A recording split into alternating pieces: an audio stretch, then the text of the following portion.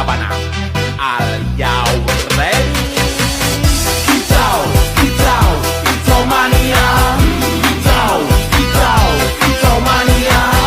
Kicau, kicau. Assalamualaikum warahmatullahi wabarakatuh. Halo semuanya, Selamat datang di podcast BBS Bincang-Bincang Santai. Pada episode kali ini kita akan membahas tentang yang bikin kita susah tidur, yaitu tentang karir masa depan. Saya Ratnasari, bisa dipanggil Nana. Saya Siti Fatimah, bisa dipanggil Sipa. Kami akan menjadi host pada hari ini. Dan kali ini kita nggak cuman berdua, kita akan kedatangan 2 bintang tamu pada episode kali ini. Gimana Mbak Nana? Langsung saja kita panggilkan 2 tamu spesial kita. Ini dia.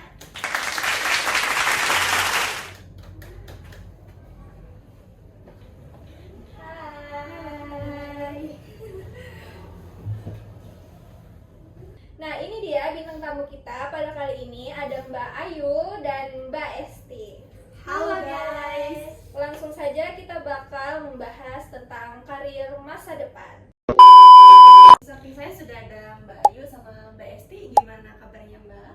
Halo Sobat BBS, Alhamdulillah kabar kita baik. Seneng banget nih bisa ngobrolin ini, karena emang dunianya lagi berubah cepat banget ya. Nah, ini benar banget karena kita setiap baru bangun tidur itu udah ada teknologi yang berkembang sangat pesat. Pertanyaan nih buat Mbak Ayu, masih relevan gak sih untuk menjadi pekerja kantoran di konvensi di tahun 2026 ini? Gimana Mbak Ayu? Relevan atau enggaknya itu tergantung dari gimana kita redefine atau mendefinisikan ulang kantoran itu sendiri sih Mbak. Sekarang zamannya hybrid dan borderless sih Mbak. Jadi Gen Z itu nggak cuma bersaing sama orang dari beda kota, tapi juga dengan AI dan talent global. Kantornya nih yang hilang, jadi cara kerjanya aja yang berubah. Nah, bahas soal AI nih Mbak, banyak dari teman-teman yang takut pekerjaannya digantiin sama robot. Menurut Mbak Esti, ada nggak sih pekerjaan yang nggak bisa digantiin sama AI? Ada Kak, ada 3 hal utama. Yang pertama ada empathy, kedua critical thinking, dan ketiga creativity. AI itu bisa olah data dalam 1 detik, tapi AI nggak bisa ngerasain agensi klien yang lagi panik atau bikin strategi pemasaran yang punya nyawa dan sentuhan manusiawi. Jadi jangan cuma belajar teknis, tapi juga asah soft skill-nya Kak. Nah, bener banget, kita harus jadi pilot buat AI itu sendiri, bukan malah takut sama AI itu. Nih, buat para mahasiswa yang udah mau lulus, kalian lebih milih jadi spesialis dalam satu bidang atau lebih milih jadi generalis tapi bisa apa aja? Gimana nih menurut Mbak Ayu? Kalau aku sih lebih saranin jadi teacher profesional Kak ya.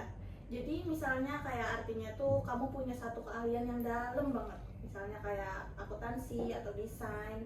Nah, tapi kamu juga punya pemahaman luas tentang bidang lain nih, kayak digital marketing atau data analis. Untuk di masa depan, kemampuan buat belajar, cara belajar itu jauh lebih mahal harganya. Setuju, agility ini kunci ya Mbak ya. Nah, terakhir buat Mbak Esti, satu pesan buat Gen Z yang lagi ngerasa stuck atau takut sama masa depan karirnya tuh gimana Mbak? Yang pertama pastinya jangan terlalu kaku sama satu rencana. Karir itu maraton bukan sprint. Eksplor sebanyak mungkin selagi masih muda. Ambil sertifikasi online dan bangun portofolio. Dan yang paling penting networking. Karena kadang kesempatan itu datang dari siapa yang kamu kenal, bukan cuma apa yang kamu tahu. Oke, mantep banget ya Mbak ya. Jadi intinya jangan takut sama perubahan, tapi adaptasi bareng perubahannya. Terima kasih untuk insight kali ini kepada Mbak Ayu sama Mbak Esti. Iya, sama-sama Mbak. Saya Nana, Saya Sipa, pamit undur diri. sampai jumpa di episode berikutnya. Bye!